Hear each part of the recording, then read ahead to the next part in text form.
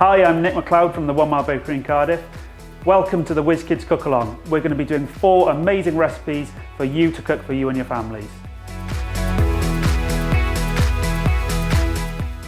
I'm really excited about this one. We are going to make the ultimate fish finger sandwich. So to make the ultimate fish finger sandwich, we're going to make some homemade fish fingers. We're going to make some homemade mayonnaise and turn that into tartar sauce, which is going to be incredible. So to make the ultimate tartar sauce, we need to make homemade mayonnaise. So for that, we're going to use 2 egg yolks. Try and get the best quality eggs you can.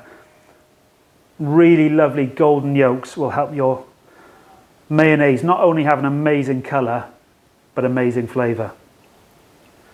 2 egg yolks, wash hands. A nice teaspoon of mustard gives the mayonnaise a real nice little kick. And finally, a teaspoon of vinegar. Then the most important ingredient in our mayonnaise is a really good quality oil. You can use pretty much any oil for this. Flavourless oils tend to be used in mayonnaise, but I'm using this really nice cold pressed rapeseed oil. Again, it's going to give amazing colour and flavour. Now if you're feeling strong, you can make your mayonnaise by hand, and it's going to involve a lot of whisking as you drizzle your oil in really slowly, but using a food processor like this makes life really easy.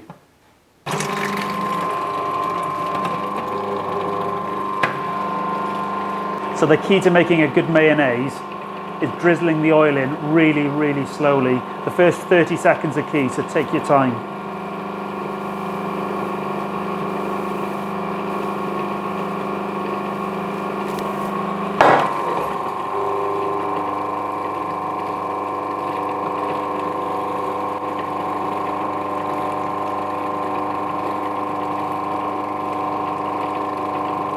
Sometimes you need to tilt the bowl just to make sure that the blades catch the mixture. Keep adding really slowly until your mayonnaise starts to thicken. Continue drizzling this until all your oil is gone in a really, really slow trickle. It'll probably take 5 or 6 minutes, and you'll hear the machine change as the mixture thickens.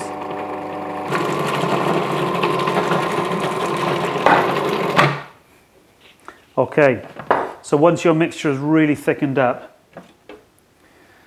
you should have this lovely, silky, glossy, smooth mayonnaise. Look at the colour of that, absolutely incredible. And that's from the rapeseed oil and those egg yolks. So our mayonnaise is done, and that's the tricky bit of the tartar sauce put to bed. Now we just add those delicious flavourings. So here I've got some flat leaf parsley, some dill, some capers, and some cornichons or little gherkins. We're just going to finely dice those and run them through the mayonnaise, season it up, and a little bit of lemon juice, and that's our tartar sauce done. So I'm going to start by picking the parsley, getting rid of any large stalks. We just want those delicious, delicate leaves. So we're just looking for a small bunch. Once you've made this mayonnaise or tartar sauce, you can pop it in a clean, sterilised jar, and it'll keep in the fridge for up to a week. There we are. A little bunch of parsley. Now to pick my dill leaves. Really delicate, lovely with fish. Really lovely, delicate flavour. But you can put different herbs through your tartar sauce. Tarragon's always a nice one. A little bit less dill than parsley because dill is quite punchy, and you don't want it to dominate the tartar sauce. And then we're going to finally chop our herbs. So I'm going to pinch everything together, roll it up like a cigar, and very, very carefully with my knife, a nice rocking motion back and forth, taking my time, keeping my fingers out the way. And then once I've got that fine dice like that, then I can put my knife on top and run it up and down. Fingers out the way at all times. Keep your fingers on top of the knife, one on the handle, and just run it up and down.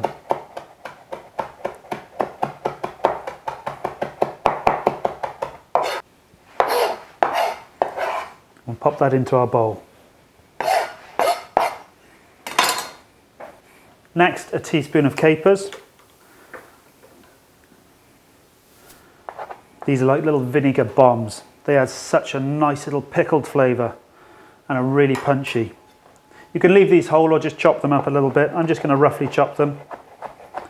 I quite like a chunky tartar sauce, so don't be afraid to leave them quite rough. And then a few gherkins. And again, you can chop these as finely or as roughly as you like.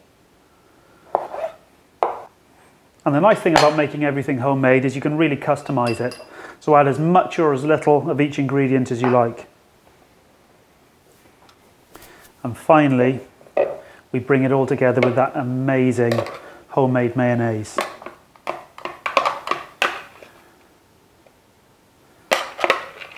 Couple of nice tablespoons. Little pinch of salt. Twist of pepper. A squeeze of lemon. And bind everything together.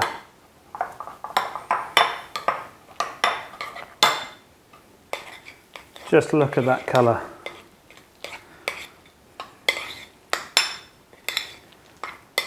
And that is our ultimate tartar sauce. So our tartar sauce is done, and that's brilliant because we can do that in advance and it can sit in the fridge for up to a week if we're happy to do it in advance. The next thing to focus on is our fish. So here I've got a beautiful piece of line caught cod.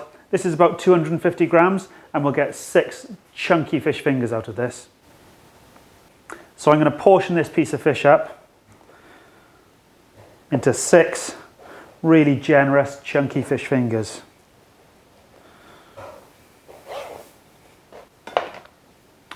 And now we're going to breadcrumb them.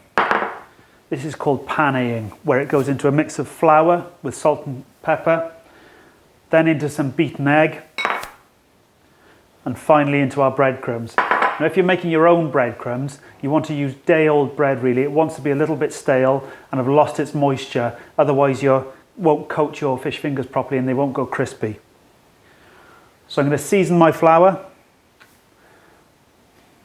nice and generously with a pinch of salt and also with some pepper. Give that a little mix. And then each piece of fish goes into the flour.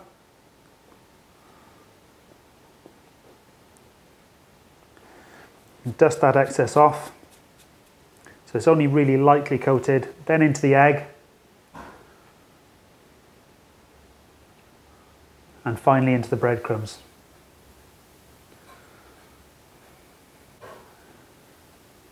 And there we have it, a beautiful homemade fish finger.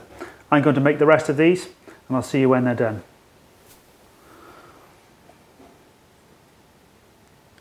So now we're going to cook our fish fingers. I've breaded all of them and they all look amazing. If you want to take this stage and take a little bit of time over it, these can sit in the fridge quite happily as well for 2 or 3 days after you've done this breadcrumbing stage. So our pan's on a medium heat. We're going to add a little olive oil. So we want our pan on a medium to low heat, otherwise our fish will brown too quickly before it's actually cooked. Be careful as well when you're popping the fish in the pan that it doesn't spit.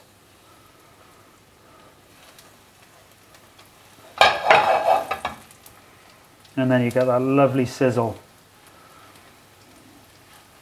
And these are going to take about 3 minutes each side. Once you get that really nice colour, I'll turn the fish in the pan. So you can see we've got amazing golden colour on all sides of the fish fingers now. And I'm just going to finish this with a little knob of butter. A little bit naughty, you don't have to do this, but it does add amazing flavour.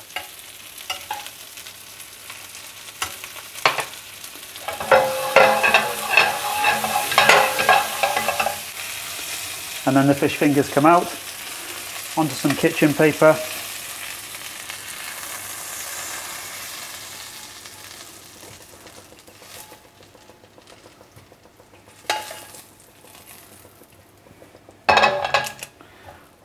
And while they're still warm, just dress them with a little sea salt.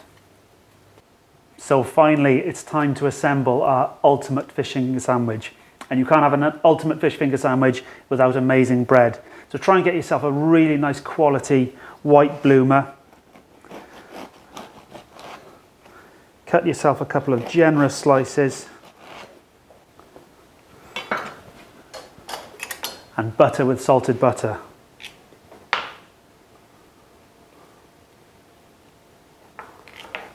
Now to assemble our fish finger sandwich. One piece of bread goes down. Then we're going to go on with some of this amazing tartar sauce. Spread a nice generous layer on the bottom piece of bread. Then a couple of leaves of this lovely crisp little gem lettuce. Adds a little bit of freshness and a lovely crunch. And finally on with our fish fingers. Little bit of tartar sauce to finish.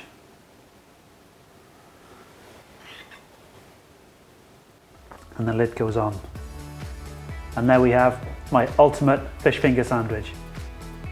So I hope you've enjoyed today's recipes. If you want to find out more, go to whizkids.org.uk.